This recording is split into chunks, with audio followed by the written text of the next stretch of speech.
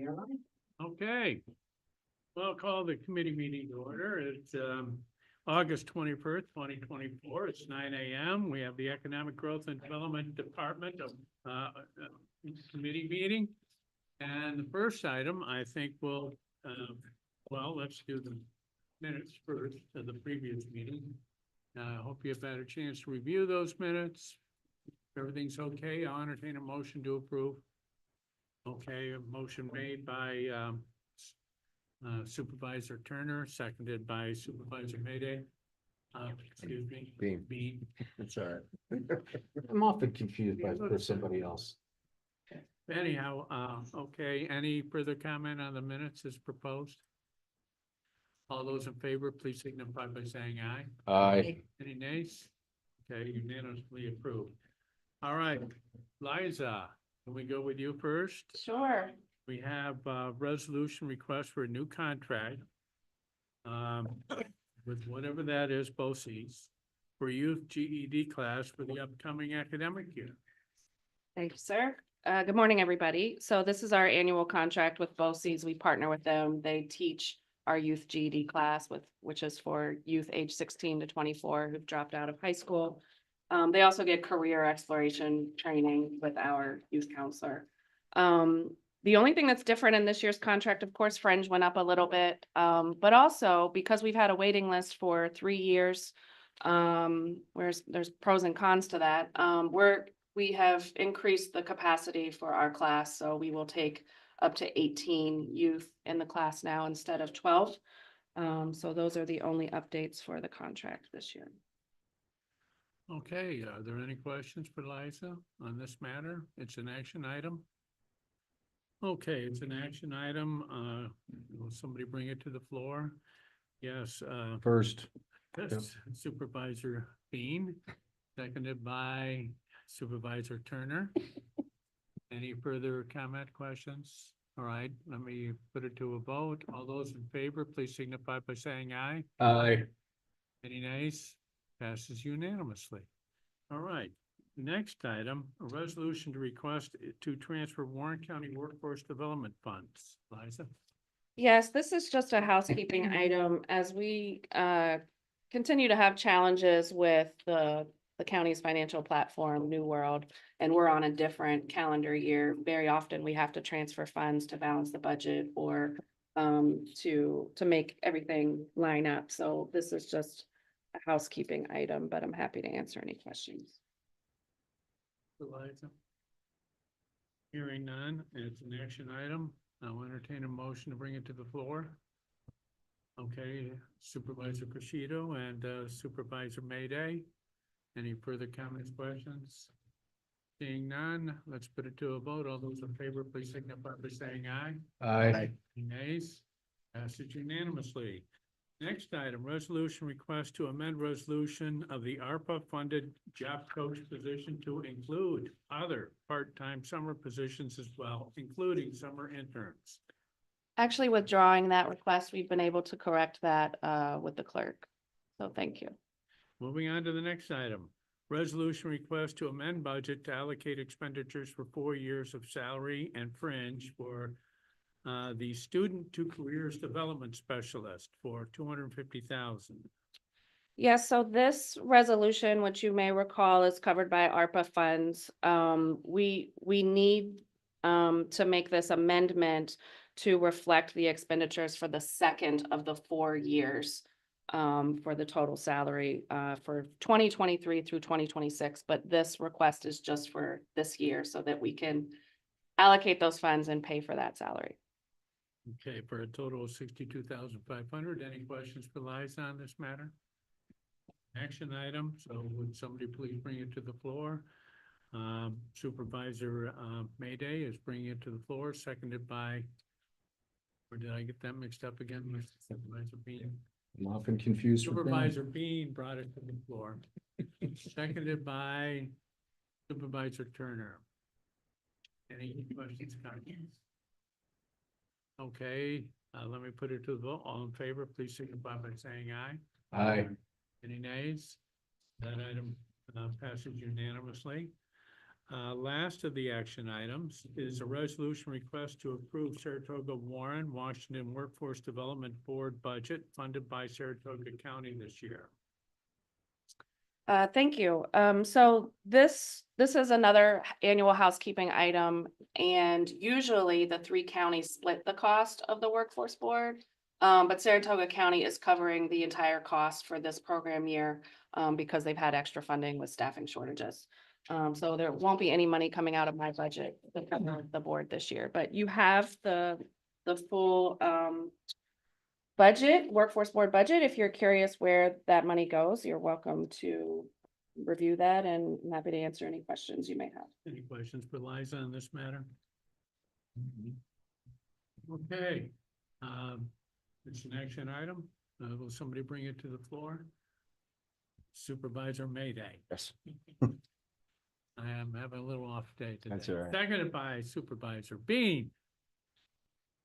Any further questions, thoughts? Okay, seeing none, let's put it to a vote. All those in favor, please signify by saying aye. Aye. Any nays? This item passes unanimously. And thank you for your patience. Liza, is there anything else? Yes, I just want to provide you with some general workforce updates. So I wanted to thank the supervisors who attended our annual summer youth employment program picnic and awards ceremony. It was well attended with around 80 people there, celebrating our young people who've worked all summer. And many of the work sites were there too, so it was great to have their support. And the July unemployment rate is 3.7, so it's staying steady and low this summer.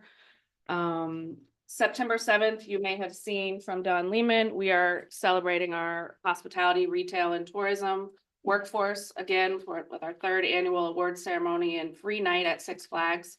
So I did bring some extra copies of the flyer. Would really appreciate it if supervisors share with the hospitality, retail, and tourism businesses in your community.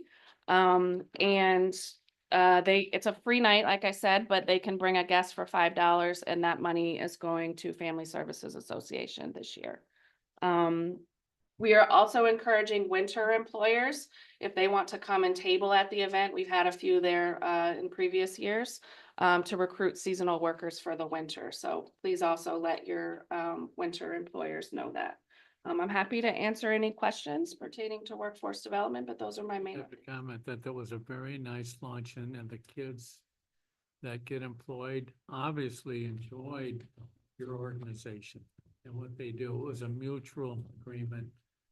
And thank you for inviting me to that. Thank It was you. very nice seeing Assemblywoman Warner there too. Yeah. Thank Yeah, you. so, thank you, nice event. Thank you.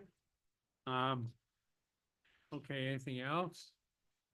Privilege of the floor, anybody non-committee wants to speak on this matter? Workforce development matter? Seeing none, let's move on to the other thing. Thank you, Liza.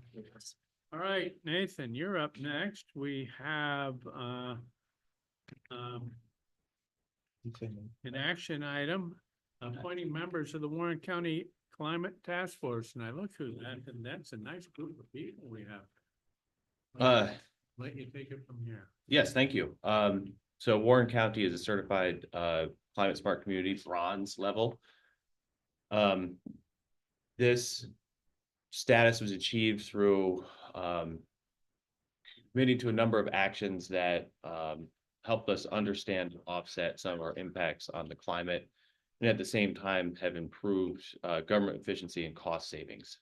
This program has also allowed us to get favorable review status with grant applications. This is particularly helpful for the organics management plan that we applied for about 2 years ago. The county DPW successfully ran that program and has resulted in a larger plan for a composting facility in Warren County. And we're actually pursuing funds for the Climate Smart Communities to do a pilot program for that. And we like to continue to use that funding source for other important county projects.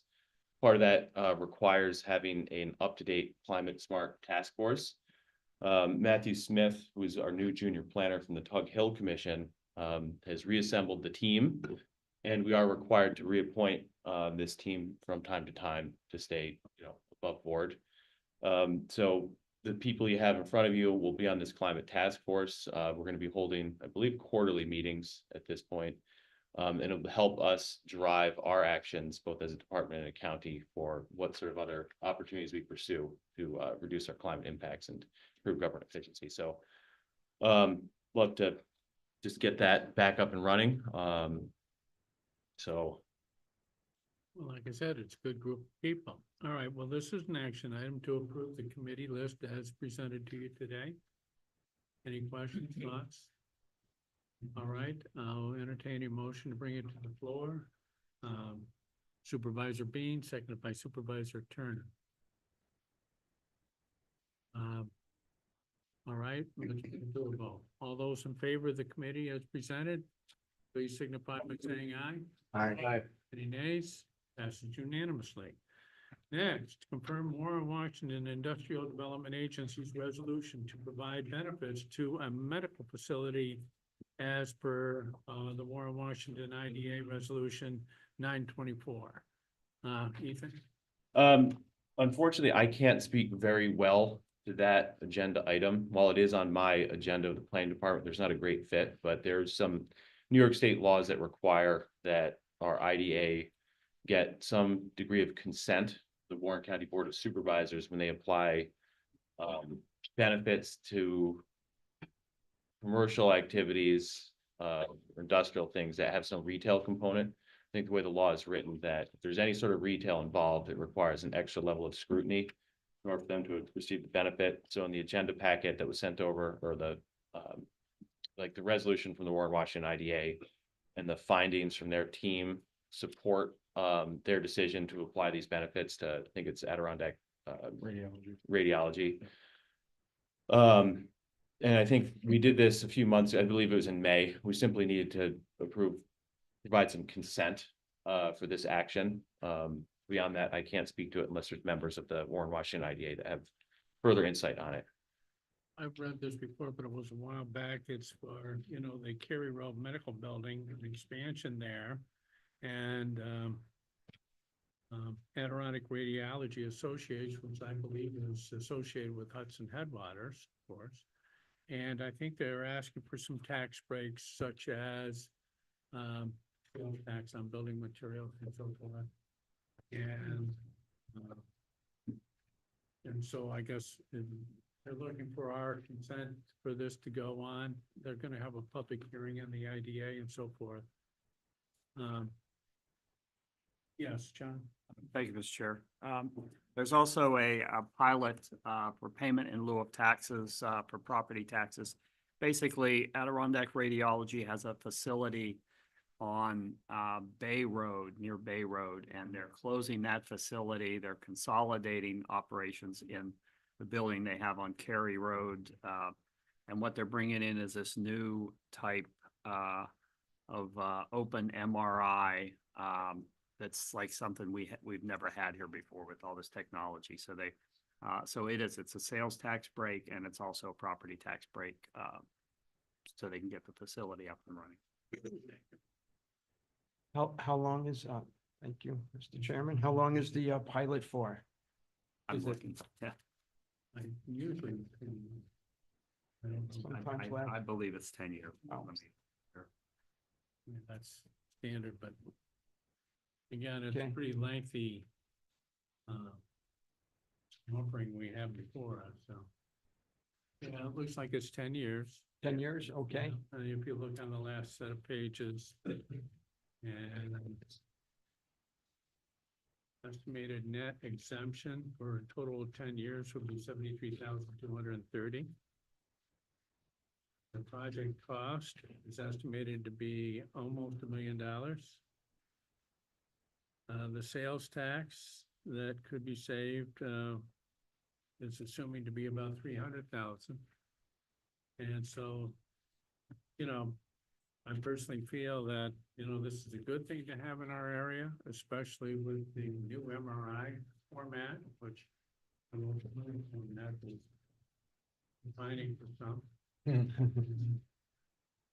been through it multiple times. It So- will be the only open MRI in our area. Yeah, Wow. So it's a good thing. All right, any other questions on this matter? How about a motion to bring it to a floor for our approval? Right, Supervisor Mayday, seconded by Supervisor, or did I get that wrong again? No, you got it right. Yeah, He's made it. all right, well, today's an off day for me, seconded by Supervisor Kishito. Any other discussion on this matter? All right, let's put it to a vote. Those in favor, please signify by saying aye. Aye. Any nays? Passes unanimously. Discussion items. Ethan, project updates? Yes, thank you. I have a very brief presentation. It's only 5 slides. Here. Okay. All right.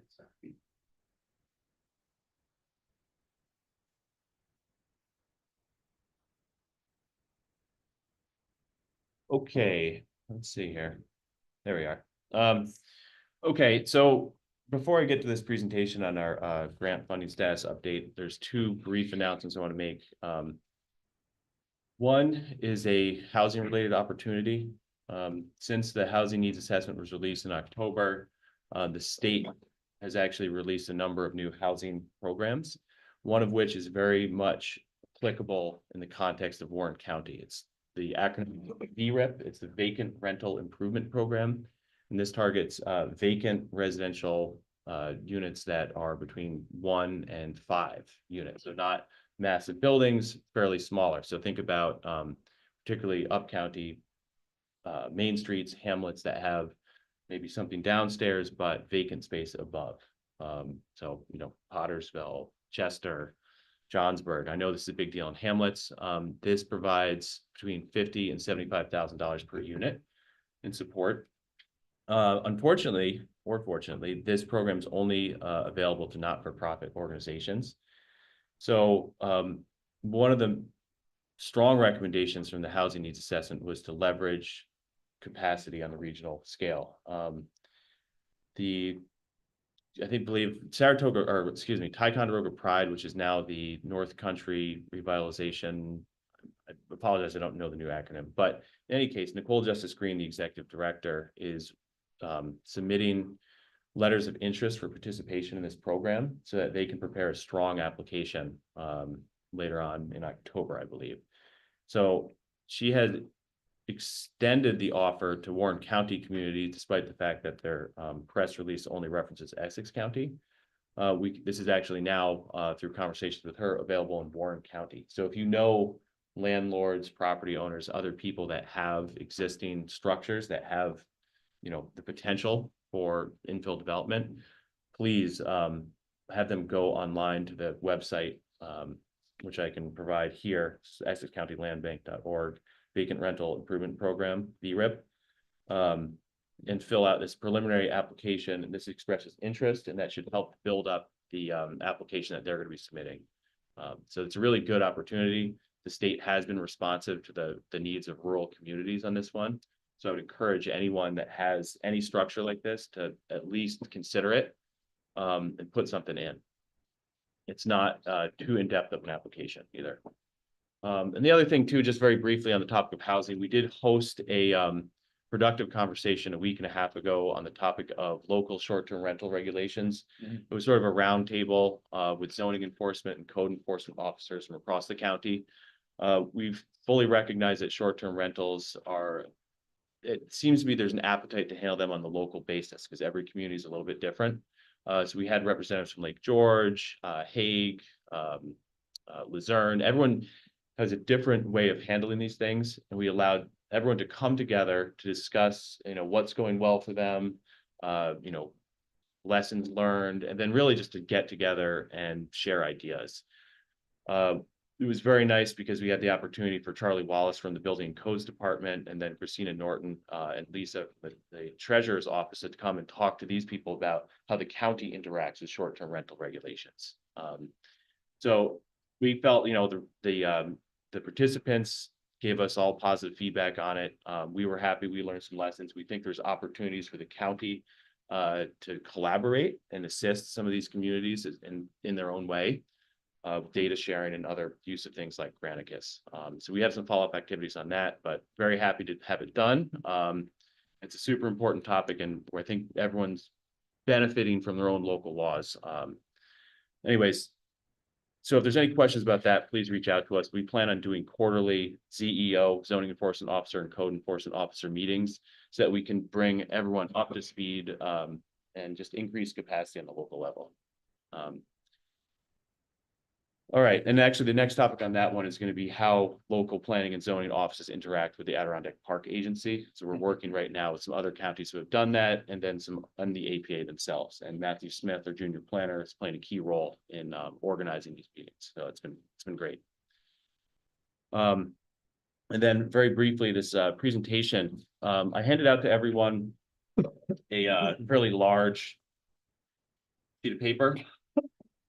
This is at the behest of our committee chair, Supervisor Ito. He said, hey, let's give everyone a quick update on what you all are doing with grants. So our department works a lot in grants. Right now, our primary focus areas are in economic development, housing, infrastructure, and the environment. In the sheet in front of you, there's 3 tables. One on the first page is current grants. These are the projects that are funded through state and federal funds that we're currently working on. The second page is applications submitted. These were all submitted at the end of July. And then the third page is what grant opportunities we're tracking right now, which ones are sort of coming onto the horizon, and we want to position ourselves in order to capture that funding, whether it's directly from the county or through support for our municipal partners. So right now on that first sheet for active grant funding, we're currently managing $1.36 million worth of projects. This does not include ARPA. For every $1 in either county money or municipal dollars that were contributed as match or in-kind services, we've leveraged $5.68. That's a pretty good return on investment. Some of the other key projects that are active right now is the Outdoor Recreation Economy Strategic Plan. That was through Empire State Development. They funded half of it, and through a combination of occupancy tax and general fund, we met the other half of it. Trail Modernization Connectivity Study. This is 80% funded through the federal government. And then Thriving Hamlets, which we're just getting kicked off right now. 78% of that is state funded, and this is a direct follow-up to our housing strategy. And you'll see on that entire list of current grants, we include the whole project cost, the funding program, and percentage state share. So our pending grants, this is something that I want to get everyone up to speed on. Over the past 6 months, we've really upgraded the staff. We've hired 3 new planners. All right. This year, this consolidated funding application process ends in July. It starts in May, generally ends in July. So we put in projects totaling $1.6 million. And the non-local contributions that we're asking for are $1.3 million. So that's a leverage rate of every $1 in match or in-kind services that we've targeted. We hope to get $4.43 in non-local funds. So there's a pretty strong multiplier effect on spending the time to put together grants. So our team, all of our planners now, we have 4 of us. We're expanding out into new grant programs that not all of us are super familiar with. We're building up capacity. And I think through this last year's CFA process, which ended in July, we're in a really good position moving forward to be going after grants next year. And as this year continues. One of the really important parts of this whole process is understanding what the community needs are. We have a series of planning documents out there between the first Wilderness Heritage Corridor, your existing comprehensive plans, the capital inventory, this Outdoor Recreation Economy Strategic Plan, and the Warren County Comprehensive Plan. Having these plans in place with identified projects is extremely helpful for the planning department because the state is constantly coming out with new funding opportunities. If we can quickly identify where these funding opportunities align with your community priorities, we're going to be able to more confidently go after funding. So this requires some back office work on our end of reviewing all your plans on a regular basis, keeping them updated, then also reaching out to all of our supervisors to make sure that we are on top of your community priorities. So you'll always be thinking of the planning department when something new comes up, all right? And then grant opportunities. We have a pretty good track record with leveraging public money. Some of the ones that are coming down the line, we're thinking about going after this year, the local waterfront revitalization program. This is a Department of State program, and the Restore Mother Nature Bond Act, which was approved by voters 2 years ago, had about $4.2 billion for important public projects. They're putting out a inland flooding and resiliency program that does things like culvert repairs, green infrastructure, and storm water management. And it's a 90% state share, 10% local share. Culverts and storm damage have been a really important topic in Warren County, and it's costing us a lot of money. So this opportunity from the state is pretty important. One of the things that stands out about this is that we need to have designs ready in order to be funded. It has to be a project that's not just a planning level project, like, oh, we might like to have some better stormwater controls. There needs to be some more specific projects identified. The Department of State hasn't released the RFA for this project yet. There've just been comments on the draft concept of it. But we are looking through existing planning documents right now. We're talking to Kevin Hajos and other people about what projects they need done. But there might be a need to quickly do some design work, whether it's local DPWs, our DPW, or having some consultants do design work in order to position us to take advantage of this. So there might be some upfront costs to this, but if we can get something that aligns with the program, it's a 90-10 match. That would be a pretty good opportunity for us. We're looking at the Empire State Development Strategic Planning Program, and this could look at the long-term options for the Warren County Railway. Right now, we know that it's being productively used by Revolution Rail, which brings a lot of benefit to our communities. But in 5 years, when the lease is up for that, we'd like to have a clear idea of what Warren County can be doing with this really important piece of infrastructure. So there is a program out there that would really let us explore, you know, what are our options and alternatives and what the impacts of making those decisions would be on the county. We want to be looking more at community development block grant programs. This is a federal funding program, which can be a little bit more elaborate than some of our state funding programs, but the opportunity to support infrastructure investments is huge with this. We've started to crack into this program this year with some smaller grant applications for septic replacements. But we hope through looking at this capital improvement plan and our Thriving Hamlets plan that we can really understand what infrastructure needs to be in place in order for us to really take advantage of our hamlets and our other up-county areas. And then also the Northern Borders Regional Commission Catalyst Program. This is currently funding the multi-use trail study. Using ARPA funds, we had developed a master plan for the fish hatchery. This is in close coordination with Parks and Recreation, Dean and Jeff over at the fish hatchery. And this identified a series of capital improvements at that facility that would enable Warren County continue to be a top destination for fishing, and then also support environmental interpretation and education on the Hudson River. It's a county-owned facility. It plays a huge role in our regional tourism economy. And we have a pretty attractive master plan that identifies about $1.2 million worth of improvements. And there's an 80-20 matching program that would let us invest in this facility. So we may be asking this committee and other folks for matching fund support at some point this fall. And that's it for the presentation. Hopefully brief enough, but forward enough for you. Any questions about existing programs? I know I have a big table in front of you. Dig into it. Let me know what you think. I will say that we did emphasize, you'll see on the first page for the current grants, it's a little heavy on the planning right now. And very conscious as a planner of this thing called planning fatigue. So another study, another report. This year, the applications that we submitted do emphasize more physical improvements, right? Shovels in the ground. But it should be noted that, planners will make plans, and the whole idea behind them is to position us to take advantage of money. So looking forward, we have a lot of capacity right now. We're busy, but we do want to help you guys get money for important community projects. Well, Ethan is pretty ambitious and, what we're looking at is the very surface, the tip of the iceberg, because each one of these grants, what is required and the bureaucracy is kind of mind-boggling. So kudos to you and your organization for making this effort.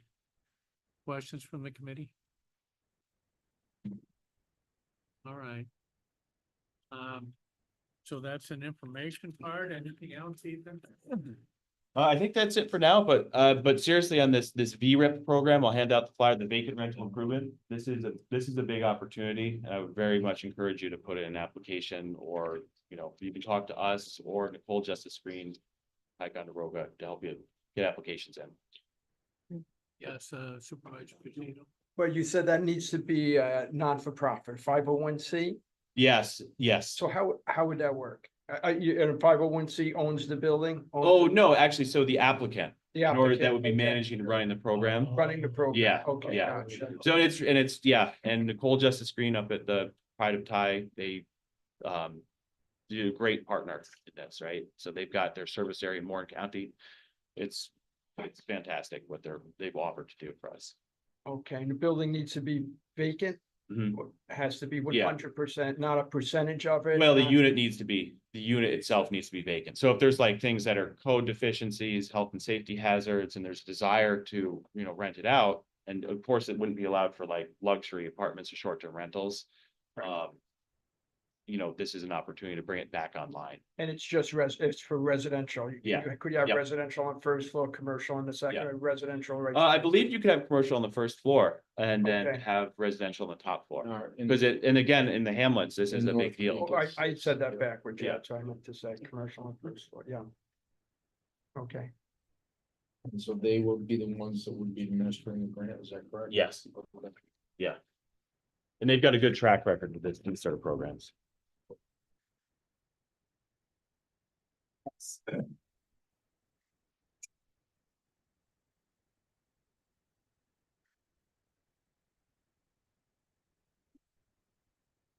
That is the North Country Rural Development Coalition. Excuse me, I had to correct myself. Oh, yeah.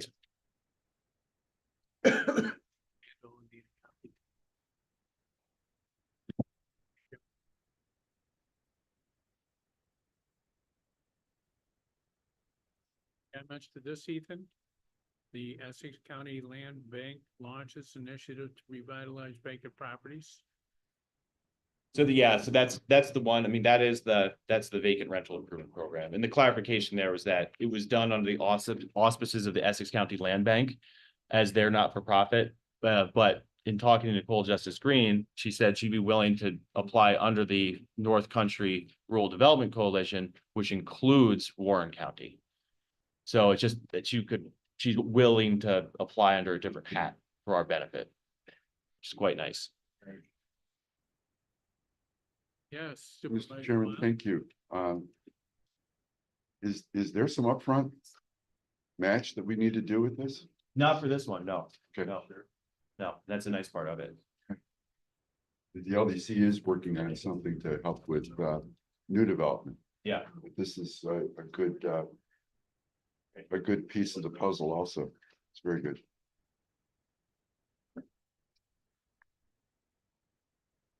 Any other thoughts, comments for Ethan on this matter? Seeing none, anything else, Ethan? I think that's all for now. Okay, how about non-committee members? Privilege of the floor. Anybody non-committee wish to comment on anything from planning and community development that we talked about today or other? Seeing none. That's it. All right, motion to adjourn. Motion made by Supervisor Bean, seconded by Supervisor Mayday. yes. All those in favor of adjourning,